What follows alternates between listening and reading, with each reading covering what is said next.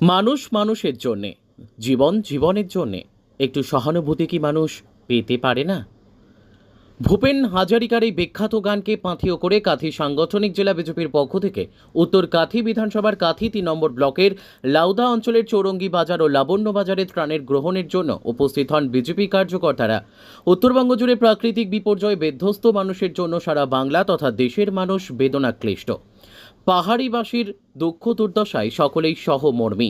স্বপ্নের মতো সাজানো পাহাড়ে শুধুই ধ্বংসের স্তূপ। চারিদিকে হাহাকার, অন্নহীন বস্ত্রহীন নিরাশ্রয়ী মানুষদের।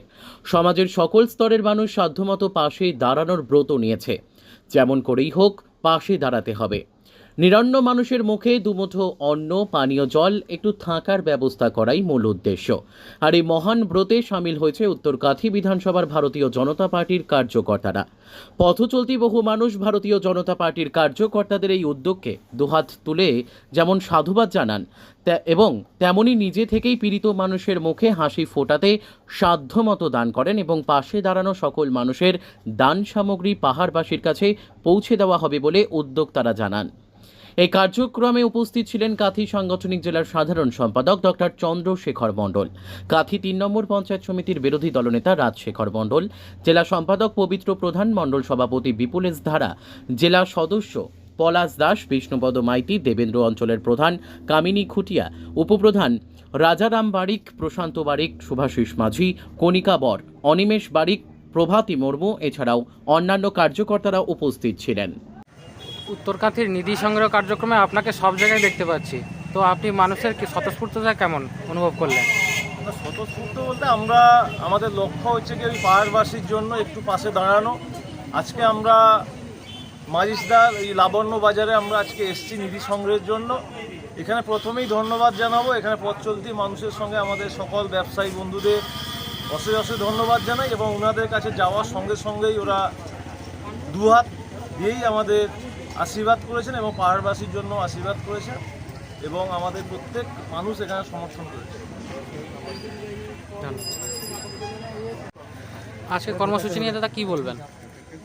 আজকের যে কর্মসূচি আমাদের উত্তরবঙ্গের বন্যা কবলিত অসহায় মানুষের দাঁড়ানোর জন্য রাজ্যের ভারতীয় জনতা পার্টির নির্দেশক্রমে উত্তর কাঁথি 3 মণ্ডলের পক্ষ থেকে চৌরঙ্গি বাজার এবং লাবণ্য বাজারের সমস্ত দোকানদার বন্ধু এবং পথ চলতি মানুষজন সবাই উৎসাহের সঙ্গে তাদের ক্ষুদ্র সামর্থ্য অনুযায়ী প্রত্যেকেই আমাদেরকে সাহায্য করেছেন।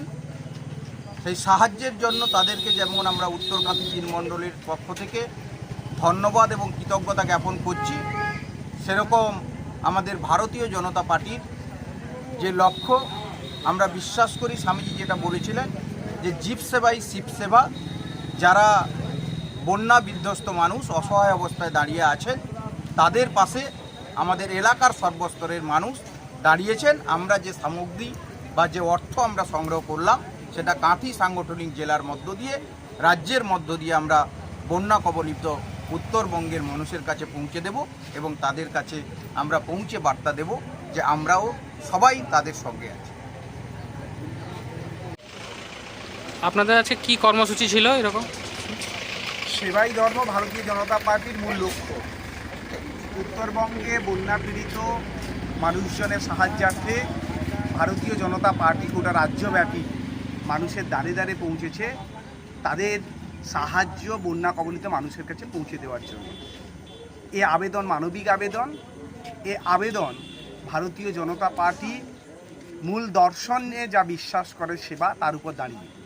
তাই আজকে এই লাবণ্য বাজার এবং চৌরঙ্গি মোড়ের এই দোকানদার বন্ধুগণ, পথ চলতি মানুষজন, অসংখ্য মানুষ আনন্দের সঙ্গে সবাই সাহায্য করছেন ভারতীয় জনতা পার্টির কার্যকর্তাদের, যারা এই ত্রাণ উত্তরবঙ্গে পৌঁছে দেবে।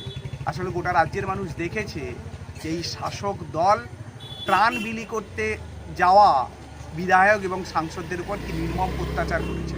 তারই প্রতিবাদ আসলে মানুষের এই ধরনের সানন্দ এই ভারতীয় জনতা পার্টির কার্যকর্তারা যে দোকানদার বন্ধু পথ চলতি মানুষের কাছে পৌঁছচ্ছে, সেই ত্রাণ পৌঁছে দেওয়ার মধ্য দিয়ে এই ত্রাণ আমরা রাজ্যের মধ্য দিয়ে নিপীড়িত বন্যা কবলিত মানুষদের কাছে পৌঁছে দেব এবং এই অঞ্চলের মানুষ অর্থাৎ সমুদ্র উপকূলবর্তী অঞ্চলের মানুষও উত্তরবঙ্গের মানুষের এই কষ্টে দুঃখে যন্ত্রণায় স্বজন হারানো কান্নায় বাচ্চাদের পাঠ্য সামগ্রী হারিয়ে যাওয়ার হাহাকারের মধ্যেও আমরা যে মানবিক আবেদন নিয়ে ভারতীয় জনতা পার্টি দাঁড়িয়েছে সেই বার্তাও তাদের কাছে আমরা পৌঁছে দেব। তার জন্যই আজকে আমাদের এই ত্রাণ সংগ্রহ অভিযান। ধন্যবাদ।